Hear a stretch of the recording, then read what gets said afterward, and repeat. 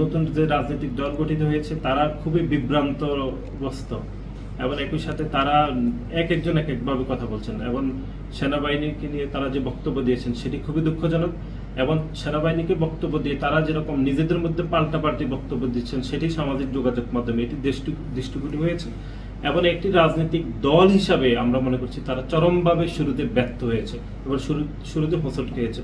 আমরা মনে করছি খুব দ্রুত সময়ের মধ্যে জাতীয় নির্বাচন হওয়া উচিত, কারণ আপনারা দেখেছেন আইন শৃঙ্খলা বিষয়ে খুবই চরম অবনতি, মানুষজনের মধ্যে স্থিতিশীলতা হচ্ছে না, মানুষজন অস্থিরতার মধ্যে রয়েছে।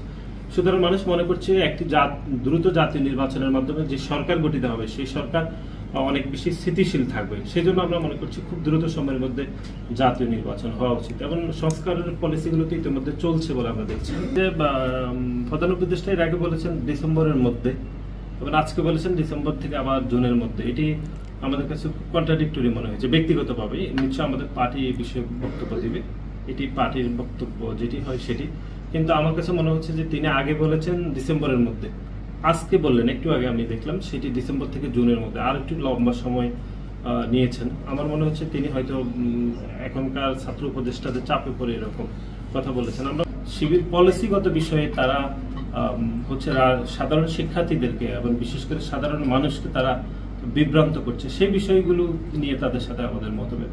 কিন্তু তারা গণতান্ত্রিক আন্দোলনে তাদের যেটুকু ভূমিকা রয়েছে সেগুলো তো এই দেশের মানুষ জানে বা আদৌ কতটুকু রয়েছে। কিন্তু গণ-অভ্যুত্থান পরবর্তী সময়ে সাধারণ শিক্ষার্থীদেরকে এবং সাধারণ মানুষকে তারা চরমভাবে বিভ্রান্ত করেছে, সেই বিষয়গুলো নিয়ে আমাদের সাথে তাদের মতভেদ রয়েছে। কিন্তু বাকি বিষয় নিয়ে তো আমরা কাউকে বাংলাদেশের কোনো ছাত্র সংগঠনকে আমরা বাধাগ্রস্ত করছি না, সেটি শিবির হোক, বামপন্থী ছাত্র সংগঠন হোক বা নতুন কোনো ছাত্র সংগঠন হোক। আমরা মনে করছি গণ-অভ্যুত্থানই মাইল ফলক তৈরি করে দিয়েছে। ভবিষ্যতে আপনি কোন দ্বারায় ছাত্র রাজনীতিটা আসলে করতে চান, এবং বাংলাদেশ জাতীয়তাবাদী ছাত্র দল সাধারণ শিক্ষার্থীদের সেই পালস বুঝেই রাজনীতি এটি করছে। সুতরাং কারোর সাথে কোনো বিরোধ নেই, আমাদের কোনো সমঝোতা হয়নি অথবা কোনো বিরোধও কখনো ছিল না।